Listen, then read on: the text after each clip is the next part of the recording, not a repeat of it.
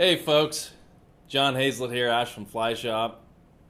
This is your fishing report for early July for the Southern Oregon, Northern California area. We'll start with trout. We still got some good trout opportunities. It is getting warmer, but seeking out cooler waters is the key. So spring creeks like Fall River, Hat Creek, your freestone rivers like the Pit, McLeod, still have nice cold water, especially in McLeod. Pit's going to get a little warm, so I'd fish that early in the mornings. Upper Sack's still going to be good for a while. As far as hatches on your freestone rivers, that's going to be an evening show for the most part.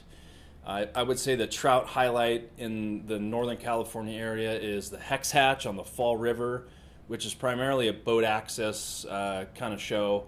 So if you have access via Wilderness Unlimited, or you have the ability to hire a guide, the hex hatch is a phenomenal experience, and that'll go for really about another month on the Fall River. The Williamson also gets a hex hatch, and that's going on as well.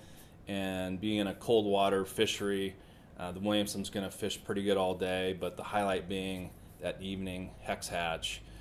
Also in that same area, the Klamath Basin, Klamath Lake. Now's the time when the lake warms up and fish head to the cold water spring area. So if you're fishing the Klamath Lake area, posting up near the springs, stripping streamers, and or fishing an indicator and nymphs near the springs is the way to go. So that's something to keep in mind. So those are our main trout highlights, and we have some steelhead showing up. So your steelhead opportunities, your best one is the Rogue. The Rogue, being a tailwater, has nice cold water coming out of the dam.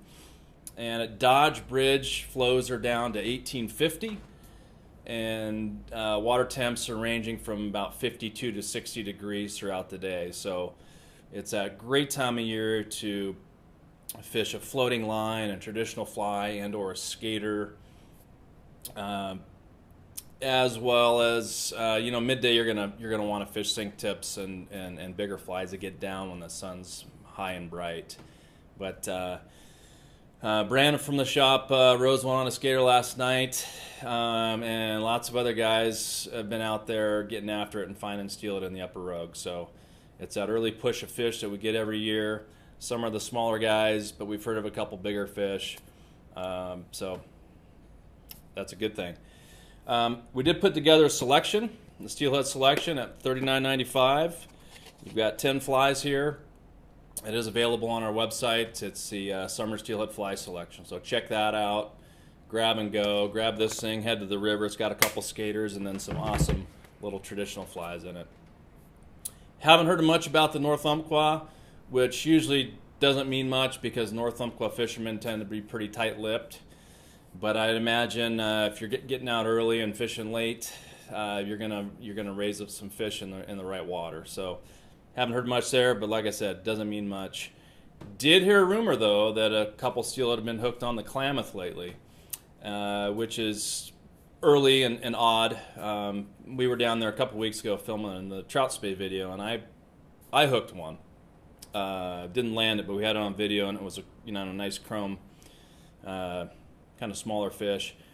But heard a real recent report of a couple steelhead hooked on the Klamath, so go figure. Well, that's our report.